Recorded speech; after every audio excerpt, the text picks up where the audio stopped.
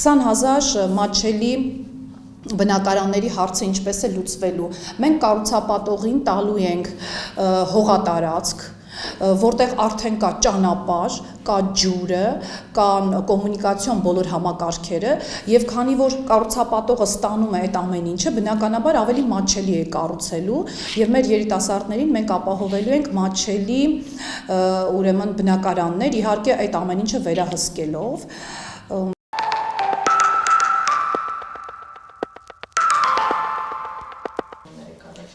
Հիմնականում երբ որ մենք ուսումնասիրում ենք քաղաքաշինության ոլորտը, դա ավելի շատ նորմալիչ պահպանման մասին է։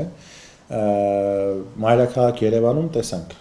ու հիմա էլ դեռևս տեսնում ենք, ինչքան աճ եւ ձախ շինթույլտվություններ տրամադրվեցին, որքան քաղաքացիներ են իրենց բողոքի նոտան բարձրաձայնում այս ամեն ինչի վերաբերյալ, իսկ արդյունքը տեսնելու ենք հետագայում ուղղակի շենքերի կմախքներ, մնացած բացառապես կանաչապատ տալասներ չունեցող քարե ջունգլիներ եւ իհարկե պայթող կոյուղիներ, գազ չունենալու հնարավորություններ, էլեկտրաէներգիա չստանալու հնարավորություն եւ այլն։ Ինչու, որովհետեւ նախապես չի հաշվարկվում եւ շինթույլտվություն տալուց չի դիտարկվում նաեւ պատկանելիների կողմից այս բոլոր հնարավոր ռիսկերը։ Արմավիրի մարզերի մյուս մարզերը բացառություն չեն, այսինքն եկամտահարկի օրենքից ելնելով, քանի որ Արմավիրի մարզում եւ մյուս մարզերում դեռևս գործում է, շինարարական կազմակերպությունները իրենց հայացքը ուղղել են դեպի մարզեր։ Սակայն այստեղ էլ եւ տարբեր տեղերում էլ, օրինակ մեր սովետական ժամանակահատվածի կառուցված շենքերում կա հստակ կոյուղու ցանցի խնդիրներ։ Այդ ցանցերին միացնելու պարագայում այն շենքերը, որոնք որ կառուցվում են, ուղղակի այդ ցանցը այլևս չի դիմանա։ Այս ռիսկը կարծում եմ որ հաշվի առնված չէ։ Գազամատակարարման խողովակների ցանցերը, էլեկտրամատակարարման համակարգը, որը մենք տեսնում ենք անընդհատ նամանավանդ ամռանը, որքան անջատումներ է լինում էլեկտրաէներգիայի մեծածավալ օգտագործումներից, կայանների հնամաշ լինելը եւ այլն, եւս չի կարողանալու ապահովել այդքան մեծ թվով բնակարանների քանակը, որը որ նախատեսվում է կառուցել կամ արդեն իսկ կառուցվում է։ Սրանք խնդիրներ են, որոնք անհրաժեշտ է նախապես մտածել, հաշվարկել, նոր միայն շինթույլտվություն տալ։ Աճ ու ձախ բոլորն էլ կարող են եկամուտ ապահովել սեփական կազմակերպության համար, ստանալով տարբեր տեղերի շինթույլտվություններ, սակայն դա միմիայն հետագայում հանգեցնելու է բարդ հետևանքների։ Այս ամեն ինչի հետ կապված մենք ուսումնասիրություններ ենք իրականացնելու եւ այդ ուսումնասիրությունների արդյունքներով փորձելու ենք հնարավոր բոլոր երգերը ապահովել, որպեսզի առաջին հերթին մարդը չտուժի, որովհետև ամեն ինչի հիմքում պետք է լինի մարդը եւ մարդն է գլխավոր արժեքը, որի համար մենք պետք է աշխատենք։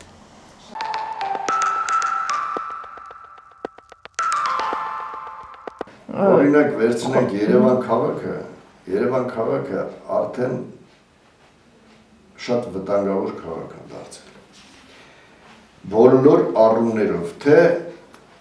սեսմիկությունը, որ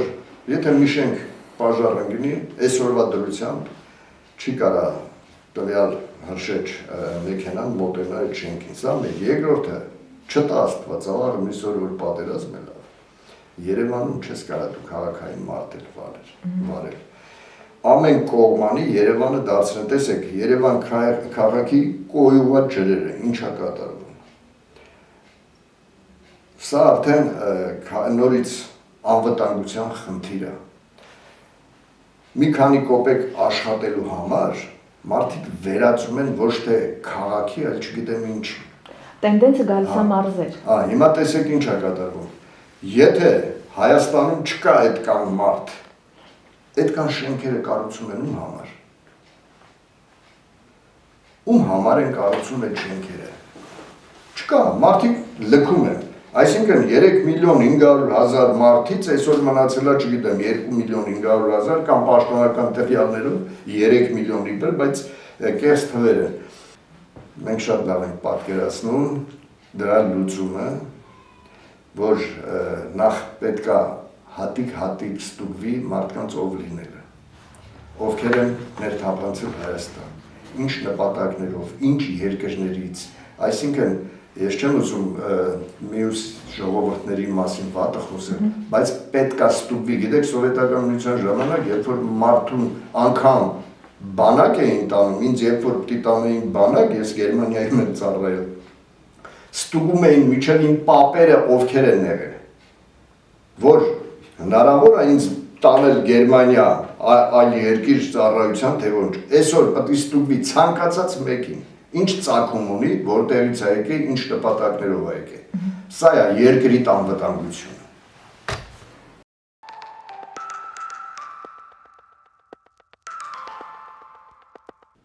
Առաջարկը նաև ձևավորի պահանջարկի։ Եթե մենք պահանջարկը, այսինքն չկա այն մասսայական տների կարիքը, բնակարանների կարիքը կոնկրետ բնակավայրերում, լավ է մի քանի հազար բնակավայրը, մի քանի հարյուր բնակավայրը ում համար կառուցվում։ Օրինակ ես կարծում եմ, որ հիպոթեքը նաև պետք է հնարավորություն տրվի երկրորդային շուկաներից էլ օգտվելու։ Այսօր կարծես չկա այդ հնարավորություն երկրորդային շուկաներից հիպոթեքով օգտվելու։ Այդ բնակարանային զարգացումը թող նախ քաղաքաշինության մասով շատ են բարդացել։ Մարդը իր տան դեմը հասարակ մի քարե բարիս կառուցելու համար մի քանի ինստանցիաներով պետք է անցնի շինթույլտվություն, նախագիծ նախարարշիվը, որում ծախսատարը, բայց ընդհանրապես իր տան սահմանների մեջ բարիս կառուցում։ Եթե մեծ ինչ-որ կապիտալ փոփոխությունների կարիք չկա, պետք է ավելի պարզեցվի, այսինքն ընդհանուր մինչև ես կարծում եմ, որ տեղական իշխանություններին հնարավորություն տրվի ավելի պարզ, մատչելի հնարավորություն տրվի գյուղացուն, մեկը լավ գոմա ուզում կառուցի իր հողի վրա, կամ տան դեմ բարիս պահան, կամ ինչ-որ մի պատուհան է փակում, դուռը բացում, կամ դուռը փակում, պատուհանը սարքում, չպետք է շատ խնդիրներ ստեղծենք, ավելի պարզ մատչելի դարձնենք։ Եվ հնարավորություն տանք հիպոթեկից օգտվելու նաև երկրորդային շուկայից, գյուղական բնակավայրերում, որը նաև ժողովրդագրական կազմի խնդիրը կլուծի, համայնքների որ նախկինում խոսում էին դպրոցներ քիչ են, այդ ձևի բնակավայրերում նաև ընդհանուր մինչև պետությունը պետք է խրախուսի։ Եթե մեկը ցանկություն ունի օրինակ հիմար մի դպրոց նախապես պայմանական փակվող գյուղում տուն գնելու, պետք է պետությունը այդ տան կես գինը պետությունը վճարի, որ մարդը հնարավորություն ունենա գնա այդ գյուղում ապրելու։ Ընդ որում սա կվերաբերի մեր նաև հայրենադարձներին, մեր սփյուռքահայերին նաև շատ շատերը հնարավոր է օգտվել նաև այս հնարավորությունից։